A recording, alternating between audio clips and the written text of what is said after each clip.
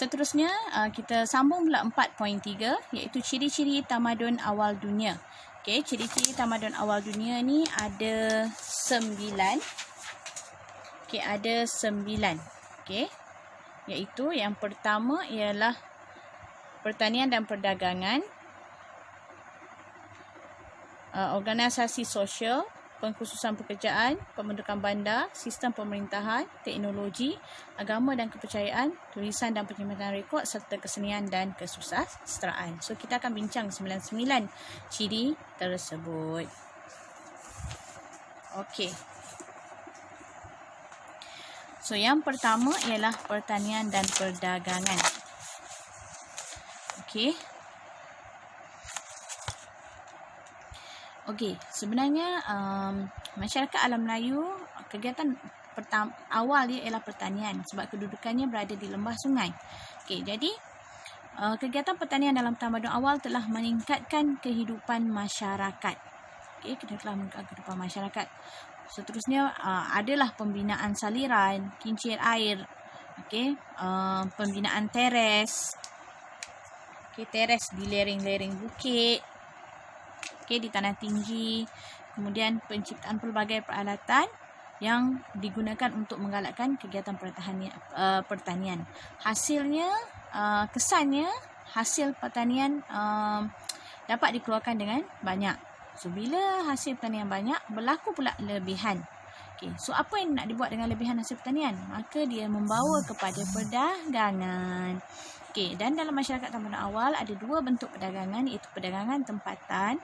Maksud dia masyarakat kota mendapatkan makanan dan hasil pertanian dengan menukarkannya dengan hasil kraf tangan dan perkhidmatan, termasuk kegiatan keagamaan. So, dia masyarakat setempat kota dan kampung yang kawasan dalam tamadun yang sama tu dia tukar-tukar barang. Okay, manakala yang kedua ialah perdagangan jarak jauh. Okay, perdagangan jarak jauh ni melibatkan satu tamadun dengan tamadun yang lain. Okay, sebagai contoh, masyarakat Sumer bertukar barang dengan masyarakat Mesir. Begitu juga masyarakat Sumer juga bertukar barang dengan Mohenjo-daro. So, itu ialah kegiatan pertanian dan perdagangan. Okay, yang kedua, pembentukan bandar. Okay, dia berkait dengan pertanian dan perdagangan. So, bila pertanian semakin maju, okay, manusia semakin ramai, maka mula wujud pertempatan kekal di situ. So, pertempatan kekal ni bermula dengan kampung. Okay, asalnya sikit. Kemudian penduduk bertambah dan berkembang, seterusnya menjadi bandar. Dan bandar ni mempunyai jumlah yang lebih ramai. Dan biasanya bandar ni menjadi pusat pentadbiran, pusat ekonomi dan juga kebudayaan. Okey. Jadi pentadbiran, ekonomi dan juga kebudayaan. Okey, di bandar tu selalunya inilah. Okey. Dan terdapat ciri-ciri bandar dalam tamadun awal. Okey, yang pertama ialah bangunan dan pertempatan yang tersusun. Maksudnya bandar, bangunan dan pertempatan dia dah tersusun. Kemudian terdapat pembinaan sistem perparitan dan juga pembentungan, okey, untuk mengalirkan air dan sebagainya. Dan di rumah ada perigi, tandas dan bilik mandi. Okey. Dan dalam kawasan bandar itu juga ada pelbagai kemudahan yang teratur seperti pasar, rumah ibadat, dan juga kawasan kediaman. Okay, tempat tinggal lah maksud dia. Dan di sekitar bandar juga dia akan ada pembinaan kota ataupun tembok. Kegunaan binaan kota ini ataupun tembok ini adalah untuk mengelakkan serangan luar dan ia juga dapat dijadikan sempadan. Okay, sebab masyarakat dulu dia masih lagi dalam proses nak meluaskan pengaruh, maka dia perlu ada satu benteng ataupun pelindungan yang kuat lah. Okay. Dan dalam tamadun awal ada 4 bandar utama. Okay, 4 bandar utama. Okay, dan bandar pertama telah dibina pada tahun 4000 sebelum Masihi. So, antara 4 bandar tadi ialah Ur dan Uruk di Sungai Tigris dan Euphrates, Mohenjo-daro di Sungai Indus, Memphis di Sungai Nil, dan Anyang di Sungai Huanghe. Okey, so itu pembentukan bandar. Seterusnya sistem pemerintahan. Okey. So bila suatu kawasan tu dah membentuk jadi bandar, dah menjadi semakin maju, maka dia perlu ada kerajaan. Okey, satu kerajaan perlu dibentuk untuk menguruskan pemerintahan di kota.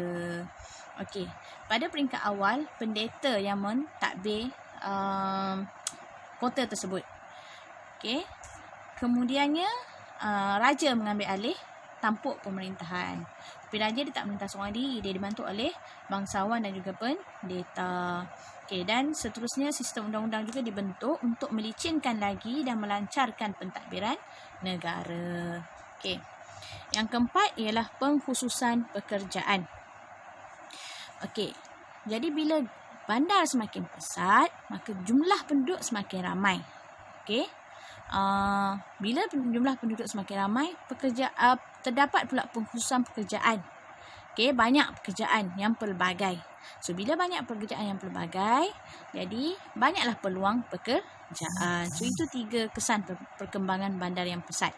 Okey, jumlah penduduk semakin ramai, maka banyak terdapat pengkhususan pekerja, dan penduduk yang ramai tadi dapat peluang untuk bekerja.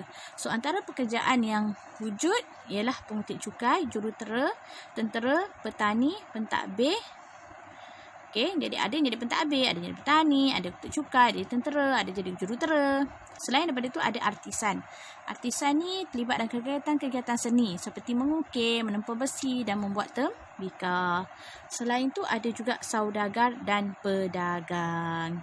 Okey, saudagar dan pedagang. Okey, jadi mereka ni memperdagangkan hasil yang dikeluarkan oleh artisan, petani dan sebagainya. Okey. Seterusnya kita sambung pula kepada yang kelima, iaitu organisasi sosial. Okey, jadi bila masyarakat semakin ramai, okey, muncul pelbagai golongan pekerja, okey, maka muncullah kelas sosial. Ini kita bincang terutama di Mesir Purba lah. So wujud pula kelas sosial. Okey, kita kenal juga sebagai kelas sosial. Okey.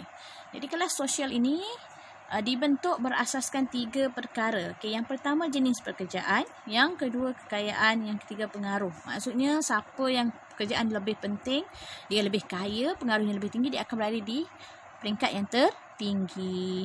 So dalam organisasi ini ada 4 kelas. Okey, terbagi kepada 4 golongan. Yang pertama pemerintah, bangsawan dan juga golongan agama. Okey, yang kedua ialah kelas kedua ialah saudagar dan artisan. Kelas ketiga terdiri daripada petani dan pekerja tidak mahir, dan akhir sekali peringkat bawahan ialah hamba. Hamba ni terdiri daripada hamba perang dan juga hamba yang dibeli. Okey, itu. Okey. Seterusnya, ciri yang keenam, agama dan kepercayaan. Okey, masyarakat tamadun awal dulu percaya kepada banyak Tuhan. Okey, jadi mereka ni menyembah pelbagai jenis Tuhan. Ada yang menyembah Tuhan bulan, ada yang menyembah Tuhan matahari, ada yang menyembah ibu. Okey, ada yang menyembah sungai. Maksudnya kalau kita tengok ni semua yang macam pernah memberi manfaat kepada dia. Okey, kepada mereka. Okey, di samping tu institusi agama juga diwujudkan. Okey, institusi agama diwujudkan untuk mengadakan ataupun menguruskan upacara ritual, upacara keagamaan. Okey, seperti korban binatang ataupun memberi makanan kepada kuasa roh. Okey, selain daripada institusi agama, dibina juga rumah ibadat. Okey, rumah ibadat ni dibina bagi menghormati Tuhan. Okey. Selain itu, masyarakat Mesir Purba pula percaya kehidupan selepas mati. Okey, mereka percaya kehidupan selepas mati. Okey. Jadi bila mereka percaya kehidupan selepas mati, mereka akan menanam mayat dengan barangan kelengkapan harian. Sebab dia percaya nanti lepas mati kan hidup balik. So boleh gunalah balik alat-alat tersebut. Maka mereka tanamlah alat kelengkapan. Okey. Itu dah 6 ciri. Kemudian kita pergi kepada ciri yang ke-7. Iaitu teknologi. Jadi masyarakat tamadun awal dulu sudah mahir dalam bidang teknologi. Jadi mereka dapat menghasilkan pelbagai barang, pelbagai hasil barang, pelbagai hasil pertukangan dan juga menghasilkan monumen. Dan setiap tamadun awal tu mempunyai binaan ataupun hasil mereka tersendiri. Seperti contoh Mesopotamia, terdapatnya taman tergantung Babylon dan juga roda. Roda dipasangkan di kereta kuda yang digunakan untuk menghubung perhubungan penduduk dan juga mengangkut hasil pertanian. Manakala masyarakat Mesir Purba pula membina piramid dan juga Sphinx. Tamadun Indus pula membina negara kota Mohenjo-daro, iaitu satu negara kota yang lengkap dari segi kemudahan dan fasilitinya. Manakala tamadun Huang He pula mahir dalam pembuatan alatan logam daripada tembaga, gangsa dan besi serta mencipta bajak untuk pertanian. Seterusnya ciri ke-8 iaitu tulisan dan penyimpanan rekod. Tulisan telah wujud kira-kira 5,000 tahun lalu. Dan dengan ada pengenalan tulisan inilah sebenarnya membezakan zaman prasejarah sebelum ni yang kita dah belajar dalam bab 3 dengan zaman bermula dengan tamadun ni. Maksudnya dah ada tulisan. Zaman sejarah kita kata. Pada awalnya manusia mencipta tulisan menggunakan simbol abstrak. Untuk melahirkan pelbagai idea. So dia lukislah abstrak. Dan tulisan pertama menggunakan simbol gambar ataupun piktograf. Fungsi tulisan. Tulisan ni dia digunakan untuk menyimpan rekod. Menyimpan rekod penting tentang diri, budaya dan juga masyarakat. Dan akhir sekali, kesenian dan kesusastraan. Jadi hasil sastra dan kesenian atau seni bina yang dihasilkan oleh masyarakat alam Melayu tamadun awal ni memang mengagumkan.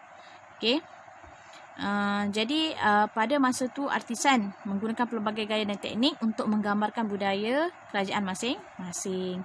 Jadi ada yang menghasilkan patung dan lukisan, yang menggambarkan Tuhan, dewa, pahlawan dan pemerintah. Dan bila tembaga mula di penggunaan alatan tembaga digunakan, patung tembaga mula dibuat. Jadi itu sahaja ciri-ciri tamadun awal. 9 semuanya. Semoga berjumpa lagi di tajuk yang lain. Sekian, terima kasih. Selamat belajar.